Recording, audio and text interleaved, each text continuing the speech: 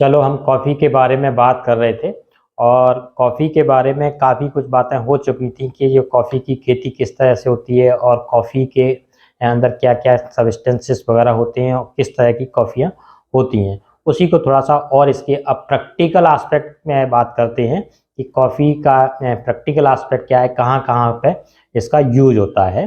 तो हमने पिछली वीडियो में देखा था कि कॉफ़ी के अंदर जो सब्सटेंसेस होता है उसको क्या कहते हैं, कैफ़ीन कहते हैं, जो है इसका जो सब्सटेंसेस है। तो पूरे वर्ल्ड के अंदर जो है पिए जितने भी ड्रिंक्स होती हैं, पूरे वर्ल्ड के अंदर जो है सबसे ज़्यादा मोस्ट पॉपुलर जो है 3 ड्रिंक्स के अंदर इस कैफ़ीन आता है। सबसे ज़्यादा ड्रिंक में क्या क्या लिया जाता है, पानी लिया जाता है नंबर 1 पे।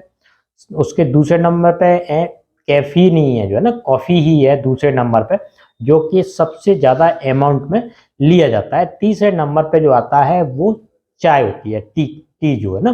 तो सबसे पहले नंबर पे पानी पिया जाता है, दूसरे नंबर पे कॉफ़ी पी जाती है, तीसरे नंबर पे चाय पी जाती है। तो थोड़ा-सा इसके प्रैक्टिकल एस्पेक्ट के बारे में बात करेंगे कि जो है क्या-क्या है इसका। तो देखिए, जैसे कि कॉफ़ी जो है ये हमारे ब्रेन पे एक्ट कैसे करती है ना, हमारा हमें किस तरह से ये अलर्ट कर देती है, हमारी मेमोरी को बढ़ा देती है, हमारे कॉग्निटिव फंक्शन को बढ़ा देती है, पास्ट पास्ट मेमोरी को बढ़ा देती है। और सर कहते थे coffee coffee is the excellent for the memory and remembering.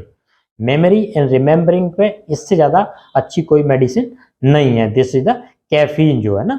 तो ये जो है ब्रेन पे काम कैसे करती है, जिस तरह से हम जब कोई फिजिकल कोई काम करते हैं, जब कोई मेहनत का कोई काम करते हैं तो हमारा शरीर क्या हो जाता है, थक जाता है। वो क्यों थक जाता है, क्योंकि जो शरीर से जब काम किया जाता है तो हमारी मसल्स के अंदर लैक्टिक एसिड का डिपोजिशन बढ़ जाता है, लैक्टिक एसिड का फॉर्मेशन बढ़ जाता है। लैक्टिक एसिड जो है हमारी मसल्स को थका देता है और अधिक काम करने के लिए हैं हम ज़्यादा काम नहीं कर सकते हैं, फिर हमें रेस्ट की ज़रूरत होती है, तब जाकर के फिर हम जो है काम कर सकते हैं। इसी तरह से जब हम मेंटल काम करते हैं, मेमोरी का काम करते हैं, कॉग्निटिव फंक्शन काम करते हैं, जब हम जो है दिमागी काम करते हैं, तो दिमागी काम करने से भी हमारे दिमाग के अंदर एक केमिकल सब्सटेंसेस बनता है, उसको क्या कहते हैं, एडिनोसिन कहते हैं ना। वो एडिनोसिन क्या होता है, एडिनोसिन एडिनोसिन हमारे ब्रेन के अंदर एडिनोसिन रिसेप्टर्स होते हैं। वो एडिनोसिन रिसेप्टर से चिपक जाता है और हमारे दिमाग के कॉग्निटिव फंक्शन को कम करता जाता है, हमारा दिमाग थकना शुरू कर देता है।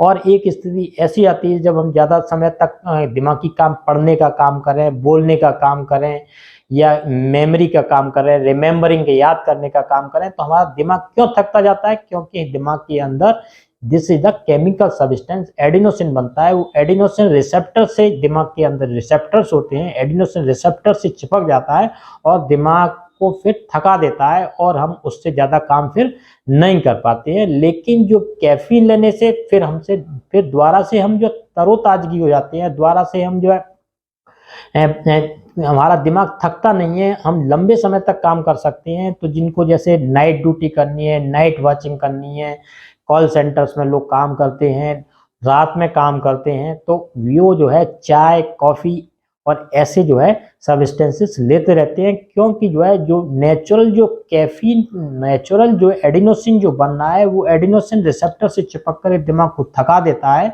लेकिन इस कैफीन की केमिकल स्ट्रक्चर बिल्कुल वैसा ही सिमिलर होता है जैसा कि एडिनोसिन का होता है। तो जब कॉफ़ी ली जाती है, किसी भी तरह से कॉफ़ी का जब कॉफ़ी को इनटेक करते हैं तो ये ब्रेन में पहुंचता है कैफीन, ये ब्रेन में एडिनोसिन रिसेप्टर से नहीं चिपकने देता है, खुद जाकर के उससे चिपक जाता है और जो है दिमाग के थकने से रोक देता है। तो ज़्यादा समय तक हम हाईली अलर्ट हो जाते हैं, जो है ना, उस समय फिर हमारा दिमाग थकना कम कर देता है, हम ज़्यादा समय तक काम कर सकते हैं, ज़्यादा समय तक हम जाग सकते हैं, ज़्यादा समय तक हम मेमोरी का काम कर सकते हैं, कॉग्निटिव फंक्शन काम करते हैं। ब्रेन का काम क्या होता है, brain main is the conscious seat का काम क्या है, memory, remembering, cognition. This is the function of the cerebral cortex. तो हमारा दिमाग फिर उससे थकता नहीं है और हम ज़्यादा समय तक काम कर पाते हैं, जो है ना। तो this is the functioning of the, इस तरह से ये कैफीन हमारे दिमाग पे काम करता है। तो एक आदमी कितनी कैफीन पर डे ले सकता है जिससे कि जो है उसे नुकसान ना पहुंचे? तो रिसर्चेज बताती हैं कि एक आदमी जो है 400 मिलीग्राम कैफीन पर डे लेता है तब तक उसे कोई ज़्यादा परेशानी नहीं होती है। लेकिन अगर 400 मिलीग्राम कैफीन पर डे लेता ही चला जा रहा है तो धीरे धीरे इसके एडिक्शन डेवलप हो जाते हैं। एडिक्शन मतलब एडिक्शन का मतलब अब उसे वो चाहिए, उसको शरीर की रिक्वायरमेंट बन जाती है। अगर उसको नहीं लेता है तो उसके शरीर में थकान, कमजोरी, वीकनेस, काम करने में मन न लगना, चिड़चिड़ापन होना, ये सारे सिम्टम डेवलप हो जाते हैं। तो 400 मिलीग्राम तक वो ले सकता है। 400 मिलीग्राम अगर कंटिन्यू लेता है तो उसके एडिक्शन इफेक्ट डेवलप होते हैं जो कि फिर शरीर के लिए आगे नुकसानदायक होते हैं। उससे नींद ना आना, ऐसी सारी परेशानियां क्रिएट होने लगती हैं ना। तो थोड़ा सा और इसके बारे में समझते हैं कि इसका किस तरह से प्रैक्टिकल एस्पेक्ट है, किस तरह से ये कैफीन जो है यूज होता है, किस तरह से इसका जो है हम ज़्यादातर यूज करते हैं, उसके थोड़ा सा प्रैक्टिकल एस्पेक्ट के बारे में और बात करेंगे जो ना।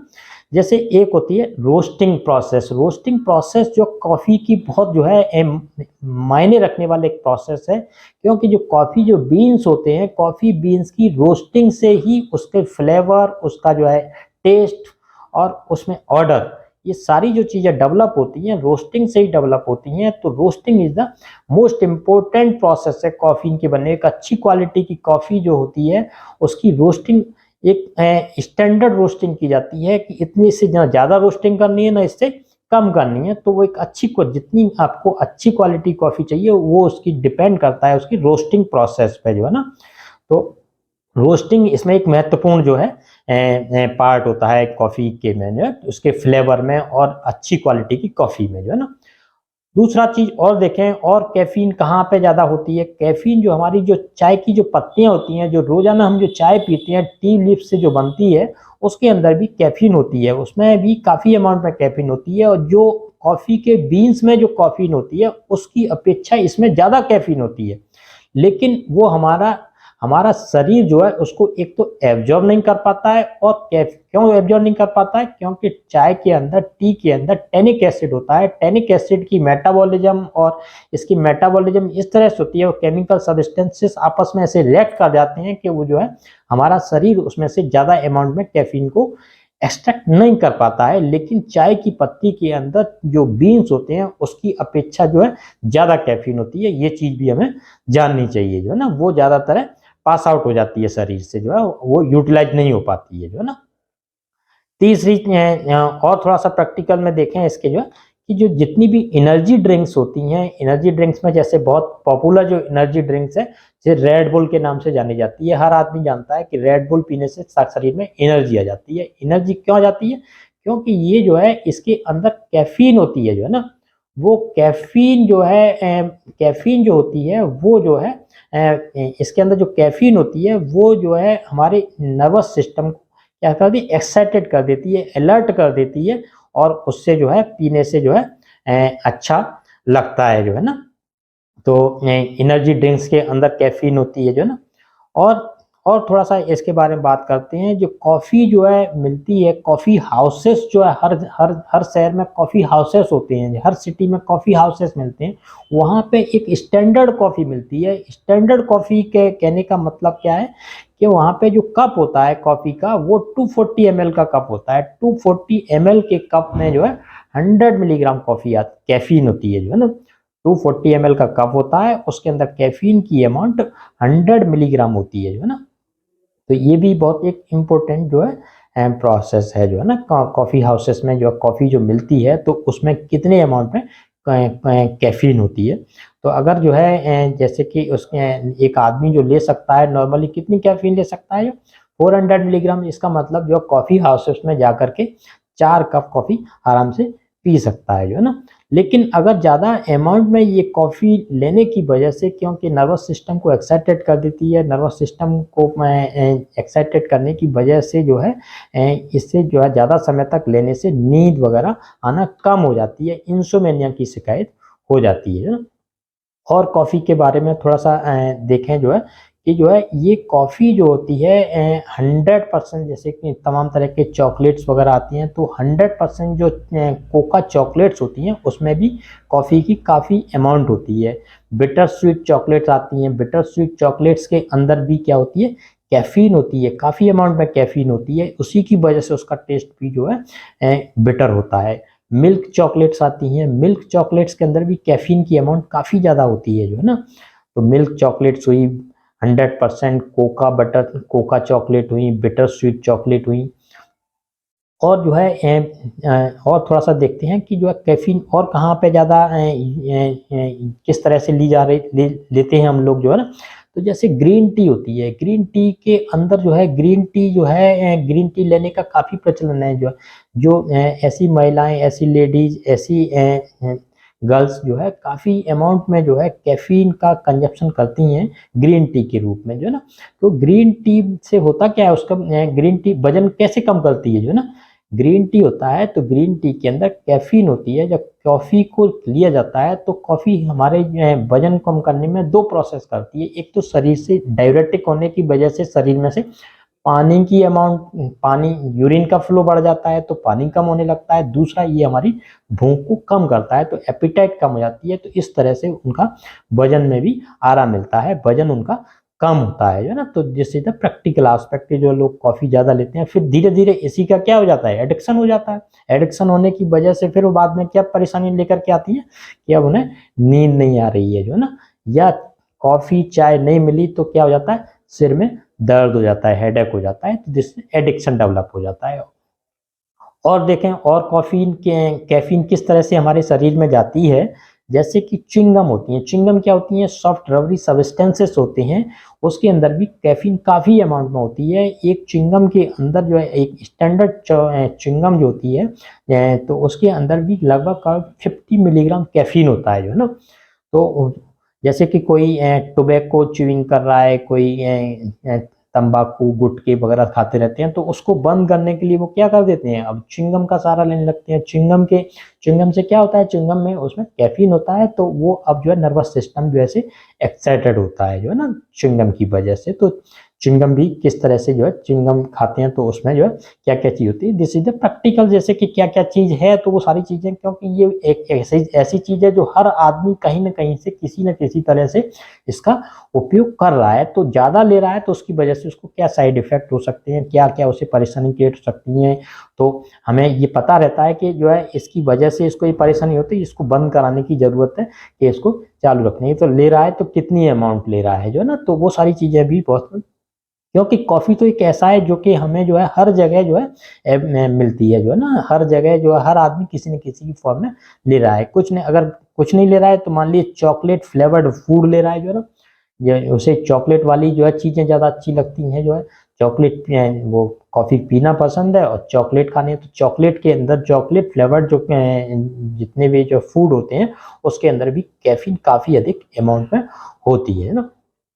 और देखो जो कॉफ़ी जो है हर जो है शादी पार्टी में हमें हर जगह कॉफ़ी मिलती है जो है ना, तो शादी पार्टी में इसके कॉफ़ी बनने का तरीका भी अलग होता है। एक होती है जिसे एस्प्रेसो कॉफ़ी कहते हैं। एस्प्रेसो कॉफ़ी का मतलब क्या होता है, एस्प्रेसो कॉफ़ी का किस तरह से तैयार की जाती है एस्प्रेसो कॉफ़ी, जैसे शादी पार्टी में जाती है, एक मशीन रखी होती है, उस मशीन में क्या होता है, उनके पास एक जग रहता है, उस जग के अंदर फाइनली ग्राउंड कॉफ़ी बीन्स होते हैं।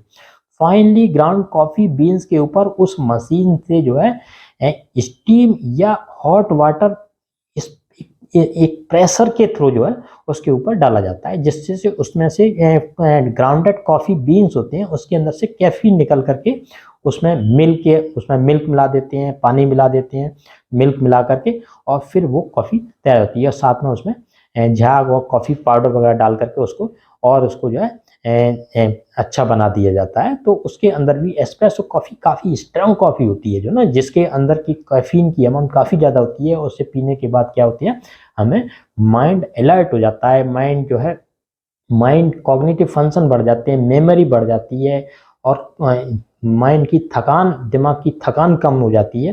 तो इस तरह से एस्प्रेसो कॉफ़ी जो है लेते हैं। दूसरी एक इंस्टेंट कॉफ़ी होती है ना, इंस्टेंट कॉफ़ी किसे कहते हैं, इंस्टेंट कॉफ़ी में क्या होता है कि जो है कॉफ़ी के जो बीन्स होते हैं उनको जो है 90 टू 150 डिग्री सेल्सियस तक एक बार नहीं 3 बार उस पानी को गर्म किया जाता है और उसमें से कॉफ़ी की अमाउंट को क्या होता है, कैफीन को एक्सट्रैक्ट किया जाता है। फिर उसको जो है ठंडा करके और पानी की बोतल में भर के रख लिया जाता है। जब भी फिर हमें कॉफ़ी चाहिए तो उसमें से उसका कुछ चम्मच, कुछ ड्रॉप्स पानी गर्म करके मिला दिया जाता है और इंस्टेंटली कॉफ़ी तैयार हो जाती है। इस कॉफ़ी को इंस्टेंट कॉफ़ी कहते हैं। एक और तरह की कॉफ़ी और थोड़ा डिस्कस करते हैं, डिकैफ कॉफ़ी, जो कि डिकैफ कॉफ़ी से लगता है कि जो है इसके अंदर कैफीन नहीं है, लेकिन ऐसा नहीं है। डिकैफ कॉफ़ी जो होती है उसके अंदर भी कैफीन की अमाउंट होती है, लेकिन उसके अंदर कैफीन की अमाउंट कम होती है। कम कैसे कर दी जाती है, क्योंकि जो है इन जो कॉफ़ी जो बीन्स होते हैं उन कॉफ़ी बीन्स को जो है इथाइल एसीटेट से वॉश कर दिया जाता है। इथाइल एसीटेट के साथ कैफीन जो है वॉश आउट हो जाता है, तो उसके अंदर लगभग हाफ अमाउंट में कैफीन रह जाती है। तो डिकैफ कॉफ़ी का मतलब ये नहीं होता इसमें कैफीन नहीं है, उसके अंदर कैफीन है लेकिन उसकी अमाउंट कम है, जो है ना। एक जो है आजकल जो है हर शहर में हर जगह पे पूरा एक मैकडोनल्ड्स में कॉफ़ी मिलती है, लेकिन मैकडोनल्ड्स कॉफ़ी थोड़ा सा ये भी सब चीज़ जानना चाहिए, क्योंकि लोग जो है जहाँ पीते हैं तो पी रहे हैं तो वहाँ पे क्या चीज़ ले रहे हैं वो। तो मैकडोनल्ड्स की जो कॉफ़ी होती है, जैसे एक कॉफ़ी हाउस की कॉफ़ी होती है, एक मैकडोनल्ड्स की कॉफ़ी। कॉफ़ी हाउस की कॉफ़ी जो है स्टैंडर्ड कॉफ़ी है, जैसे 240 ml में 100 मिलीग्राम कैफीन होता है। लेकिन मैकडोनल्ड की कॉफ़ी आप अपने हिसाब से जो है कम स्ट्रॉन्ग कॉफ़ी या स्ट्रॉन्ग कॉफ़ी और हल्की कॉफ़ी आप तैयार करवा सकते हैं। वहाँ पे उसमें कोई एक स्टैंडर्ड जो है वो नहीं है कि जो है स्टैंडर्ड अमाउंट नहीं जाती है कैफीन की, आप अपने हिसाब से उसको हल्का या तेज करवा सकते हैं। दूसरा एक जो है इसका जो है बहुत प्रैक्टिकल एक चीज़ को और जानने की ज़रूरत है कि कैफीन की अमाउंट जो होती है वो एनर्जी ड्रिंक्स में काफ़ी होती है। एनर्जी ड्रिंक्स में कैफीन होता है, तो अब जो है यंग जनरेशन हमारी जो है और जो लोग जो है अल्कोहल पीने के शौकीन हैं जो है, तो और यंग जनरेशन में काफ़ी है, तो वो जो है इसको जो है उसके साथ मिला करके पीते हैं, जो है ना, कि एनर्जी ड्रिंक्स में जो है अल्कोहल मिला देते हैं। तो जैसे कि मान लीजिए किसी की जो अल्कोहल लेने की कैपेसिटी है कि वो 2 पैक ले सकता है, एक पैक मान लीजिए 30 ml का है, तो 2 पैक या 3 पैक जो है अल्कोहल लेता है, उसके बाद उससे जो है सेडेटिव इफेक्ट डेवलप हो जाता है और उसके बाद ज़्यादा नहीं ले सकता। 2 पैक किसी की कैपेसिटी है, किसी की 4 है, मान लीजिए जितना भी किसी की 5 है, जितना भी वो लेता है उसके बाद कि मेरा इतनी कैपेसिटी, इतना ही मैं अल्कोहल ले पाता हूँ, है ना। लेकिन एनर्जी ड्रिंक्स के साथ मिलाकर के उसकी कैपेसिटी जो है 3 टू 4 टाइम बढ़ जाती है। मान लीजिए वो 2 पैक लेता है, वो जो है 8-10 पैक तक ले सकता है, 3 पैक लेता है वो जो है 12-14 पैक तक ले सकता है। तो होता क्या है कि हमारा जो अल्कोहल है, अल्कोहल का ब्रेन पे क्या होता है, सेडेटिव इफेक्ट होता है, हमारे ब्रेन के जो है फंक्शन को स्लो डाउन कर देता है, जो तो इतने से ज़्यादा फिर नहीं ले पाते। लेकिन एनर्जी ड्रिंक से साथ मिलाने पे क्या होता है कि जो है ये इसकी लेने की कैपेसिटी बढ़ जाती है। बढ़ क्यों जाती है, क्योंकि जो है अल्कोहल जो है अल्कोहल का इफेक्ट सेडेटिव इफेक्ट है ब्रेन पे, जो है ये ब्रेन की फंक्शनिंग को, ब्रेन की एक्टिविटी को क्या करता है, स्लो डाउन करता है। कैफीन क्या होता है, बढ़ा देता है, जो है। तो इस तरह से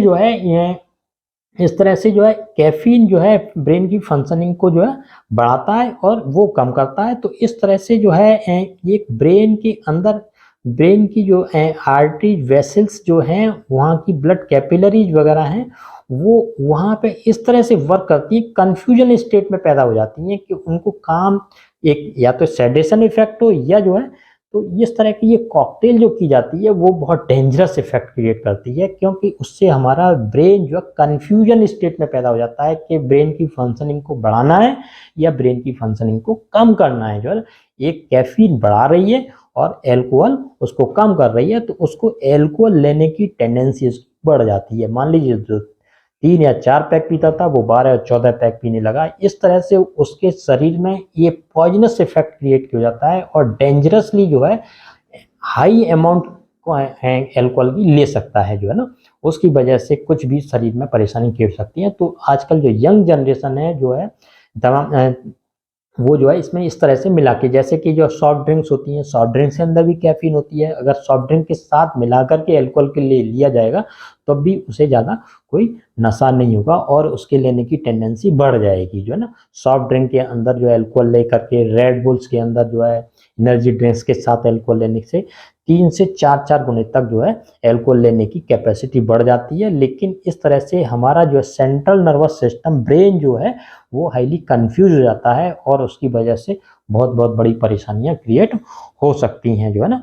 तो इस चीज़ को भी जानना चाहिए, जो है कि जो है आजकल, क्योंकि दिस इज द प्रैक्टिकल जो है कि अल्कोहल है, अल्कोहल के साथ मिला करके उसे कोई अल्कोहल को पानी में मिलाकर पानी के साथ एक पैक बना करके ले रहा है, कोई उसको एनर्जी ड्रिंक के साथ ले रहा है, कोई उसको जो सॉफ्ट ड्रिंक के साथ मिला करके ले रहा है, तो उससे क्या इफेक्ट होता है और कितने तक ले सकता है, these are the practical aspect, है ना। Coffee is the excellent for the memory and remembering के लिए है, जो ना। मतलब coffee is the excellent for memory and remembering, और इस कॉफी लेने से हमारा जो है होता क्या है, कॉग्निटिव फंक्शन बढ़ जाता है, मेमोरी बढ़ जाती है, रिमेम्बरिंग बढ़ जाती है, पास्ट चीजों के लिए रिमेम्बरिंग बढ़ जाती है। तो और कॉफी अगर लंबे समय तक कॉफी ले जाते हैं तो उसकी वजह से कैफीन के एडिक्शन डेवलप हो जाता है और उसकी वजह से इंसोमेनिया क्रिएट हो सकता है, इसकी वजह से बीपी बढ़ा रह सकता है और इसकी वजह से जो है भूख कम हो सकती है अगर ज़्यादा अमाउंट में कॉफ़ी लें। तो दीज आर द, ये कुछ जो है प्रैक्टिकल एस्पेक्ट हुए जो कि हमने इस चीज़ों को थोड़ा सा डिस्कस किया, जो है ना।